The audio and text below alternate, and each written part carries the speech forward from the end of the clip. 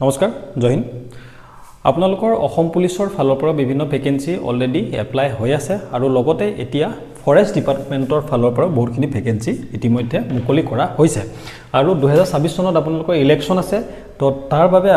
যি ADRE exam মানে ADRE post কেদিমানৰ ভিতৰতে ওলাব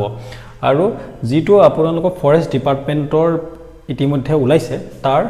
অনলাইন এপ্লাই হ'ব 22 জানুৱাৰী পৰা আৰু লাষ্ট ডেট হ'ল 22 ফেব্ৰুৱাৰী গতিকে অনলাইন এপ্লিকেশন আৰম্ভ হোৱাৰ লগে লগে আপোনালোকে এপ্লাই কৰি দিব আৰু লগতে যিখিনি পোষ্ট ওলাইছে তাৰ যিখিনি এছএছএলসি বা হাই সেকেন্ডাৰী লেভেলত তাৰ বাবে আপোনালোকৰ ৰানিং হ'ব পুলিচৰ কথা কৈছো পুলিচৰ লৰাৰ বাবে 3.2 আৰু ছোৱালীৰ বাবে 1600 মিটাৰ লগতে লং জাম্প থাকিব আৰু আপোনালোকৰ চিন আপ থাকিব আৰু যিখিনি গ্ৰেজুৱেচন লেভেলৰ যেনেকৈ ফৰেষ্টাৰ গ্ৰেড 1 আৰু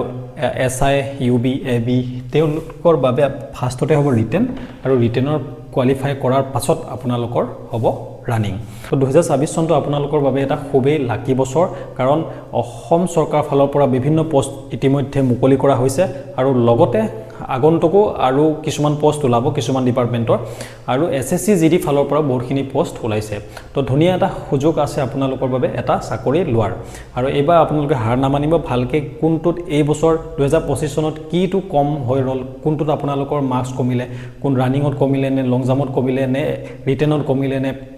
এডিআৰই এক্সামত কোনটোত হেইত আপুনি কমি হৈ আছে মানে এইখিনি পুৰ কৰি 2026 চনত যাতে এটা ভাল চাকৰি এটা লব পাৰে তাৰ বাবে আপুনি চেষ্টা কৰক এই বছৰটো এটা খুবেই লাকি বছৰ আৰু বহুখিনি পোষ্ট ইতিমধ্যে ওলাইছে আৰু বহুখিনি পোষ্টৰ এপ্লাই হৈ আছে আৰু বহুখিনি পোষ্ট আহিব বাকি আছে তো আপুনি ফিজিক্যালি মেন্টালি একদম তৈয়াৰী থাকক ভিডিওটো ইমানে আছিল ভাল লাগিল যদি আপুনি লাইক কৰিব আৰু যদি কিবা আপোনাৰ কোৱেশ্চন থাকে তলত কমেন্ট কৰি জনাব জয় হিন্দ